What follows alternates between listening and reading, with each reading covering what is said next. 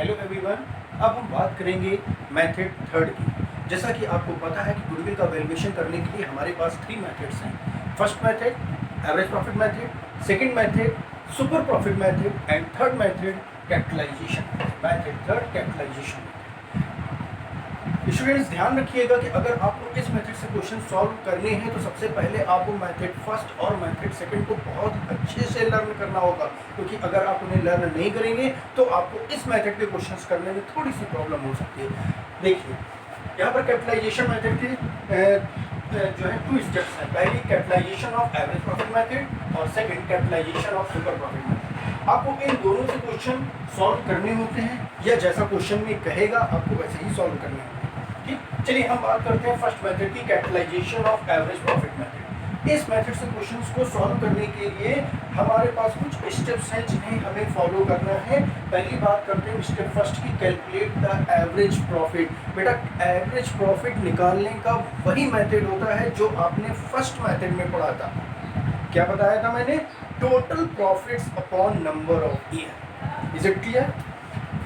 After this step second, calculate the capitalised value of average profit. अब आपको जो आपका एवरेज प्रॉफिट आया है उससे हमें एक कैपिटलाइज्ड वैल्यू निकालनी है, और उसका एक फॉर्मूला होता है average profit into 100 upon normal rate of return.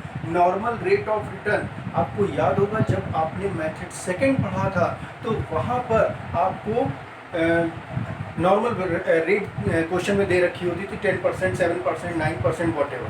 Okay, इसके बाद हम कैलकुलेट करते हैं, we will move to the step 3, calculate the capital employed. और कैपिटल एम्प्लॉयड वैसे ही कैलकुलेट करते हैं जैसा आपने सेकंड मेथड में पढ़ा था। क्या फॉर्मूला बताया था मैंने? Capital employed equal to capital plus reserve minus fictitious assets minus non trade investment. एक और फॉर्मूला मैंने बताया था कि जितनी भी हमारे पास एसेट्स होती हैं उन एसेट्स में कुछ चीज़ों को हटा देते हैं, जैसे कि अगर गुडविल पहले से दे रखी तो उसे हटा देंगे, नॉन ट्रेड इन्वेस्टमेंट दे रखा है तो उसे हटा देंगे, और फिक्टिटियस एसेट्स दे रखी हैं तो उन्हें हटा देंगे। उस टोटल एसेट्स में से हमें एक्सटर्नल लायबिलिटीज माइनस करनी है, तो हमें क्या मिल जाएगा? Capital employed. ये आपने जो क्वेश्चंस पहले लगाए हैं उसमें खूब अच्छे से निकाला है। ये निकालने के बाद फिर हम सीधे स्टेप 4 की तरफ मूव करते हैं और गुडविल कैलकुलेट करते हैं। और जब हम गुडविल कैलकुलेट करेंगे तो you will follow this formula, goodwill equal to capitalized value of average profit from step second minus capital employed from step. Is it clear everyone?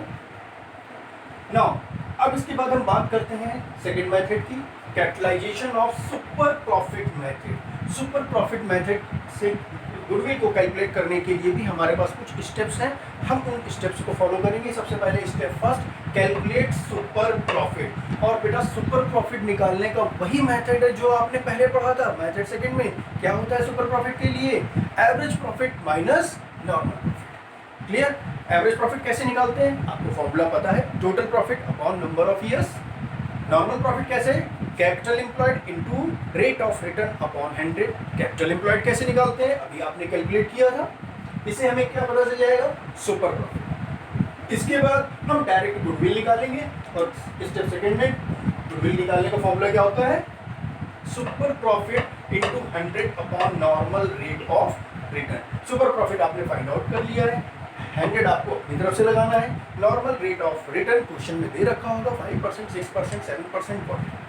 तो बेटा इस तरीके से आपकी गुडविल के तीनों मेथड्स कंप्लीट हो गए हैं। ठीक है, अब आपको इसके क्वेश्चंस लगाने हैं, और ये बहुत ही सिंपल चैप्टर है। आप जैसा कि आप देख रहे हैं सब कुछ बहुत ही इजीली समझ में आ रहा है, और you can easily get 2 to 4 marks question from this chapter. Okay, thank you so much.